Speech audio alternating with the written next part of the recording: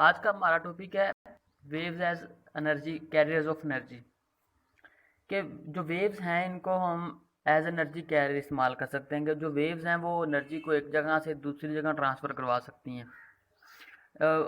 इसको हम इस टॉपिक को समझने से पहले हमें ये पता होना चाहिए कि एनर्जी क्या चीज़ है। एनर्जी को हमने पढ़ा था कि आपने 9th में पढ़ा होगा कि काम करने की सलाहियत को हम एनर्जी कहते हैं। कोई भी जिस्म जितना काम कर सकता है वो उसकी एनर्जी है। और काम का आपको फॉर्मूला पता है वर्क का, W=F D। तो किसी जिस्म में मतलब अगर वर्क आ गया ना, कोई जिस्म अगर वर्क कर रहा है तो उसमें कुछ कोई ना कोई एनर्जी होगी। तो इसका मतलब ये हुआ कि हम क्या कर सकते हैं, जो वर्क है उसको ट्रांसफ़र करवा सकते हैं एक जगह से दूसरी जगह। इसको और समझने के लिए ना आप एक्टिविटी पे आ जाएंगे जो इधर है 10.3 में। तो फ़र्ज़ करें कि एक तालाब है, उसके अंदर ना, उसके अंदर आपने क्या किया, एक कोई भी ना पीस, कॉर्क का पीस लिया, कोई भी छोटा सा पीस ले लिया, कागज़ का टुकड़ा ले लिया, ठीक है, प्लास्टिक के कागज़ का टुकड़ा ले लिया ताकि उसके अंदर पानी जैसा ना हो। तो क्या किया हमने, उसको उसको उस तालाब के अंदर रख दिया। और क्या किया बाद में, एक पत्थर फेंका तालाब के अंदर। तो होता क्या है आपको पता है कि जब भी पत्थर फेंकते हैं तो जो है ना वेव्स प्रोड्यूस होती हैं। ये देखें, जिधर पत्थर फेंका उससे थोड़ा सा दूर हमने कॉर्क रखा हुआ था, तो वेव्स प्रोड्यूस हुई। अब देखें होता क्या है कि वेव्स किस तरफ मूव कर रही हैं, सोर्स से दूर मूव करती हैं ना वेव्स। तो वेव्स बाहर की तरफ मूव कर रही हैं।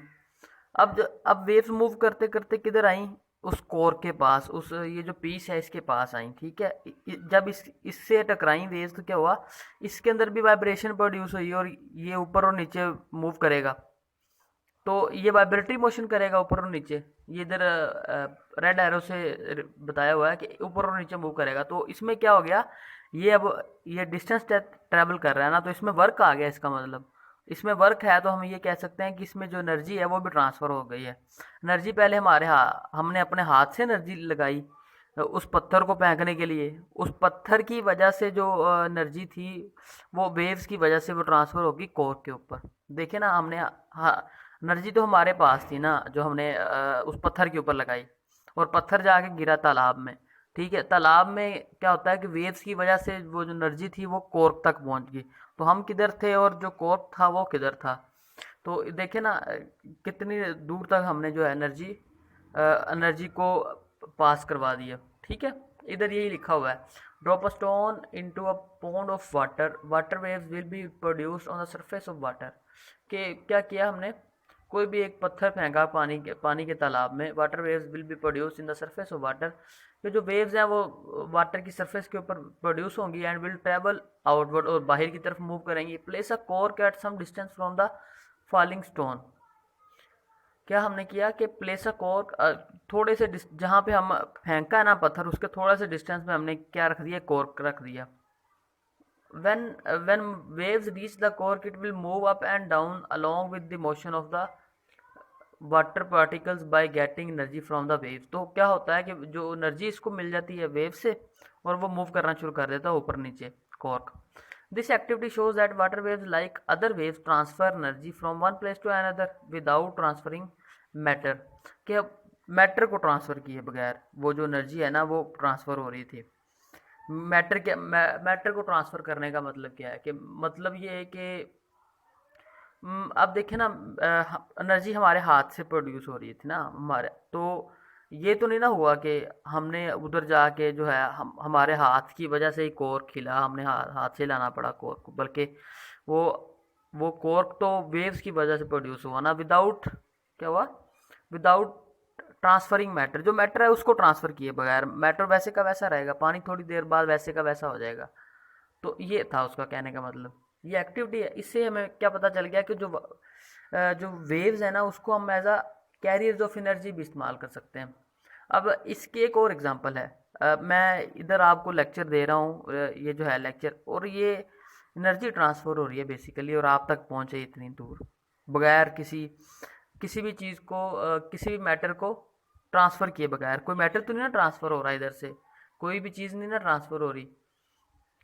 यही वजह है, चीज़ ट्रांसफ़र होने का क्या मतलब है। इसका मतलब ये है कि फ़र्ज़ करें मैं, अगर मेरे बोलने की वजह से कुछ इधर डिस्टरबेंस होती है, कोई भी डिस्टरबेंस इधर अगर हो रही है तो वो आपके पास डिस्टरबेंस नहीं पहुंचेगी। आपके पास तो सिर्फ आवाज़ पहुंचेगी जो एज एनर्जी पहुंचेगी। उसकी ये भी एक एग्जांपल है, ये एक्टिविटी हो गई। अब इसको ऊपर से पढ़ लेते हैं क्या लिखा हुआ है। Energy can be transferred from one place to another through waves, कि एनर्जी जो है वो एक जगह से दूसरी जगह ट्रांसफर की जा सकती है वेव्स के जरिए। For example when we shake a stretch string up and down we provide our muscular energy to the spring. String कोई भी रस्सी ले लें, तो रस्सी को आप ऊपर नीचे खींचेंगे, उसको झटका लगाएंगे, तो क्या होगा कि हमारी जो मसल्स के अंदर एनर्जी थी उसको हमने किस में ट्रांसफ़र कर दिया, रस्सी में, और रस्सी मूव करना शुरू कर दी। तो सिंपली क्या हुआ कि जो एनर्जी थी वो ट्रांसफ़र हुई। हमारे हमारे जो मसल से एनर्जी कहाँ ट्रांसफ़र हुई, वो रस्सी के अंदर। As a result a set of waves can be seen travelling along the string. और उसके रिजल्ट के तौर पर क्या हुआ कि जो वेव्स थी, जो रस्सी के अंदर वेव्स होती हैं, आपने पीछे भी देखा कि वो प्रोड्यूस होना शुरू हो गई। अच्छा, क्या अब the vibrating force from the hand disturb the particle of the string and set them into motion. The vibrating force from the hand disturb the particle of the string and set them into motion. अब देखें, हाथ को हमने ऊपर नीचे इधर देख लें, पीछे हमने ना एग्जांपल की है, चलें ये देख लें। इसको एज अ स्ट्रिंग आप ले लें। अगर ये नहीं लेना चाहते तो इधर देख लें आप, ये देख लें, ये वाली, ये देखें। हाँ, ये जो 10.7 है फिगर नंबर। तो इसमें क्या हुआ कि हम हाथ को हमने ऊपर नीचे किया, तो वो जो वेव्स थी वो भी प्रोड्यूस होना शुरू हो गई। तो क्या होता है कि जो वाइब्रेटिंग मोशन की वजह से जो पार्टिकल्स थे वो एक दूसरे पार्टिकल से टकराए, और टकराने की वजह से उनके अंदर जो थी वाइब्रेशन प्रोड्यूस हुई, और वाइब्रेशन कहाँ होगी, शिफ्ट होगी एक पार्टिकल से दूसरे पार्टिकल की तरफ।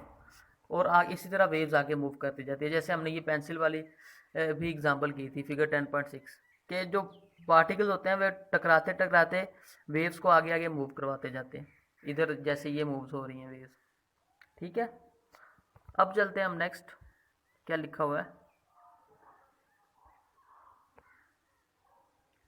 These particles then transfer their energy to the adjacent particle. जो पार्टिकल पिछले होते हैं वो अगलों को एनर्जी करते हैं, और जो फिर वो जो अगला पार्टिकल होता है वो उससे आगे वाले को एनर्जी ट्रांसफर करता है। इसी तरह जो एनर्जी है वो ट्रांसफर होती रहती है।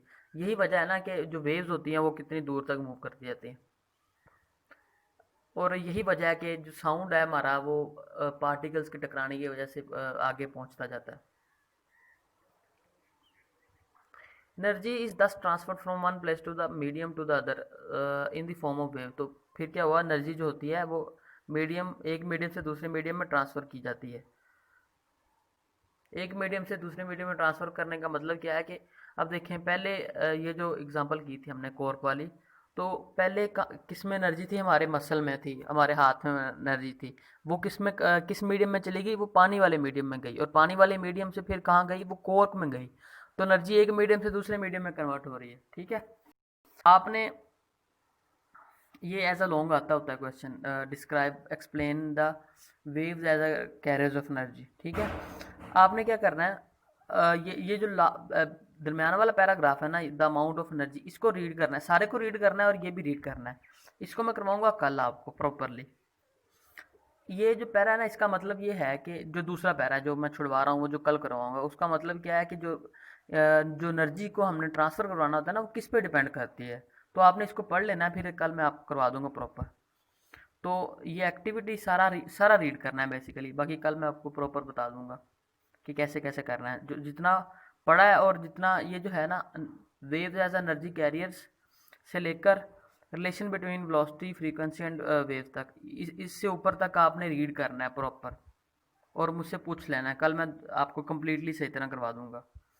सही तरह करवाने का मतलब ये कि बता दूंगा कैसे कैसे इस क्वेश्चन को आपने लिखना है पेपर में।